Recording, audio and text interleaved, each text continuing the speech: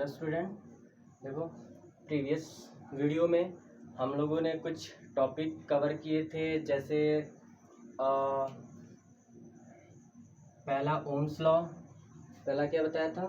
Ohm's law. Second हमारे पास resistance था, तो रेजिस्टेंस में मैंने ऑलरेडी बताया था कि रेजिस्टेंस से मेन टॉपिक आपका स्टार्ट होता है। तो resistance equal to rho into l by A, पहला फार्मूला ये बताया था। ये दूसरा था, हालांकि आपके एनसीईआरटी के अकॉर्डिंग पहला ये था। सेकंड हमारे पास conductance represented by capital G से रहा, capital G equal to 1/r था, सेकंड फार्मूला ये था। थर्ड मैंने कंडक्टिविटी बताई थी, कंडक्टिविटी किससे रिप्रेजेंट करते थे? कप्पा से, कप्पा इक्वल टू 1/ρ था, थर्ड ये था। फोर्थ हमारे पास था molar conductivity represented by lambda M, ठीक है। Lambda M equal to kappa into 1000 upon C. ये सी क्या था? कैपिटल एम था, मोलैरिटी के टर्म में था। और लास्ट हमारे पास कौन सा था? हमारे पास इक्विवेलेंट कंडक्टेंस, तो EQ से रिप्रेजेंट करते थे, ठीक है। ये सब स्क्रिप्ट है, लैम्डा है, सेम फार्मूला होगा, कप्पा इंटू 1000 अपॉन कितना हो जाएगा? सी, और ये EQ हो जाएगा। ये किसके टर्म में होगा? नॉर्मेलिटी के टर्म में होगा, ठीक है। तो सबसे इम्पोर्टेंट मैंने ये बताया था दोनों। यहाँ पे सी जो लैम्डा एम होता है वो क्या होता है? पर मोल के लिए होता है। कंडक्टिविटी क्या होता है? 1 ग्राम इक्विवेलेंट के लिए होता है। तो 1 2 3 4, ये 4 है हमारे पास। अब इस पे देखो मैंने दो न्यूमेरिकल रखे हुए, एक आपको दूंगा, दो मैं करके आपको दिखा रहा हूँ, ठीक है। तो यहाँ पे पहले क्वेश्चन पे आते हैं हम लोग, किस तरीके से सॉल्व होता है। तो यहाँ पे first question is that NCERT का मैंने पहला क्वेश्चन लिया हुआ है, the conductivity of 0.2 capital M KCl solution. देखो कैपिटल एम दिया है, तो यानी सी की वैल्यू कितनी है? 0.2 है, गिवन है यहाँ पे, ये गिवन है, ठीक है। 0.2 कैपिटल एम हो जाएगा। Is that clear? KCl solution at 298 kelvin, temperature का कोई रोल नहीं था। इज 0.025 कंडक्टिविटी है, ये याद रखना। तो कंडक्टिविटी कप्पा से रिप्रेजेंट कर रहे हैं, 0.025 सीमेन पर सेंटीमीटर, ये यूनिट मैंने बताया था। कैलकुलेट इट्स मोलर कंडक्टिविटी, आपको क्या बताना है? लैम्डा एम बताना है। तो सिंपल से आप फॉर्मूले में पुटअप कर दो, लैम्डा एम इक्वल टू क्या होगा? कप्पा इंटू 1000 अपॉन क्या होगा? सी हो जाएगा। कप्पा की वैल्यू कितनी हो जाएगी? 0.025 इंटू 1000 या 10⁻³ हो जाएगा। सी की वैल्यू क्या हो जाएगी? 0.2। जो भी आप सॉल्व करोगे वो क्या हो जाएगा? यहाँ पे इसका आंसर होगा विथ यूनिट के साथ। क्लियर? बात समझ में आती है अभी? ये बहुत इजी का था, सिर्फ आपको फॉर्मूले में पुटअप करना, कुछ ज़्यादा उसमें मतलब कि हौच पौच नहीं करना कि इसमें ये क्या होगा उसमें वो क्या होगा। Is that clear? Now come to the next. ये देखो मैंने नेक्स्ट बताई है, एनसीईआरटी में हालांकि नहीं होगा, मैंने अपने से दिया हुआ है। जो एनसीईआरटी होगा मैं यहाँ पे लिखता चला जाऊँगा, ठीक है। सेकंड हमारे पास है कैलकुलेट द इक्विवेलेंट वेट। अब देखो यहाँ molar equivalent conductance find out करना है। फाइंड आउट क्या करना है हमारे पास? मोलर इक्विवेलेंट फाइंड आउट करना है ऑफ 1 मोलर। कंसंट्रेशन किस में टर्म में दिया है? कैपिटल एम के, जबकि हमें चाहिए किसके टर्म में? नॉर्मेलिटी के टर्म में चेंज हो, तो हम लोग चेंज कर लेंगे। Solution whose conductivity is, conductivity kappa कितना दिया हमारे पास?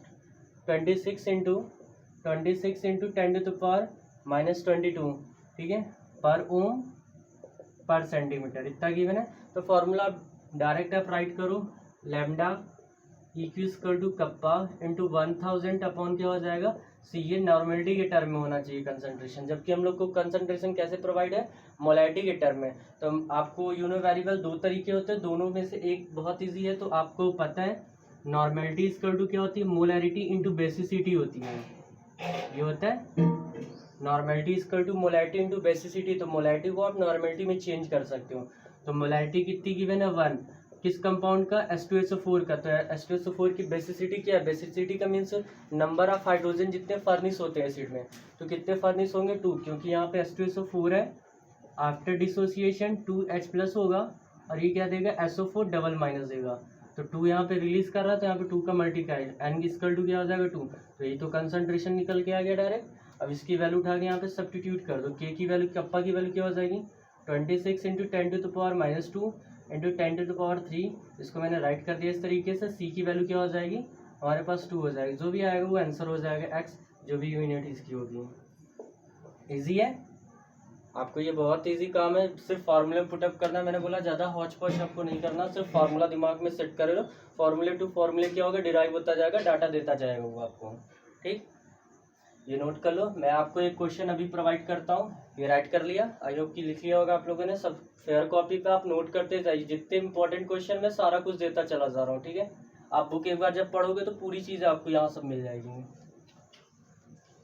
ये क्वेश्चन मैं लिखता हूँ, अच्छा क्वेश्चन है, एनसीईआरटी का ही।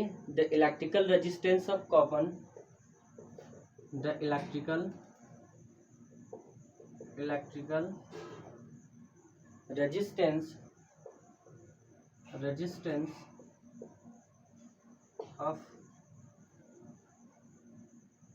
of column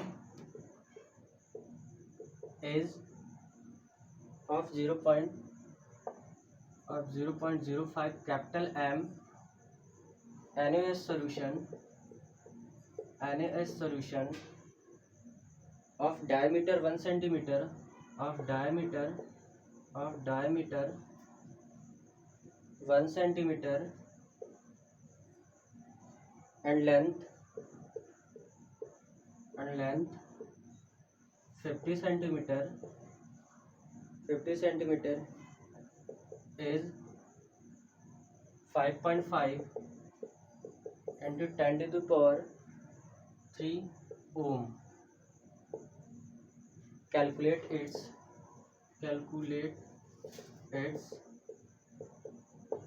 पहला है आपको कैलकुलेट करना, पहला रजिस्टिविटी रो कैलकुलेट करना है। सेकंड आपको फाइंड आउट करना है conductivity means capital G find out करना है। थर्ड हमें फाइंड आउट करना है क्या, मोलर कंडक्टिविटी यानी लैम्डा एम फाइंड आउट करना है। तो एक क्वेश्चन यहाँ पे है, the electrical resistance of column of 0.05 capital M NaOH solution of diameter 1 centimetre and length 50 centimetre is 5.5, इसको ठीक से लिख देता हूँ, 5.55 into 10 to the power 3 ohm. Calculate its resistivity, conductivity and molar conductivity. इसको आप राइट डाउन करो और राइट करके आप हमें बताइए इसका आंसर कितना है। मेरे कमेंट बॉक्स में लिखिए या आप पर्सनली आप उस पर ग्रुप पे आप सेंड करिए आंसर कितना होगा इसका, ठीक है। ये मैंने क्वेश्चन करा दिया। नेक्स्ट टॉपिक जो हम लोग चलेंगे मोलर कंडक्टिविटी और कंडक्टिविटी का वेरिएशन कैसे होता है, मोस्ट इंपॉर्टेंट टॉपिक है, तो मैं उसको यहाँ पे अभी बताऊँगा, ठीक है। तब से आप ये नोट कर लीजिए। Thank you.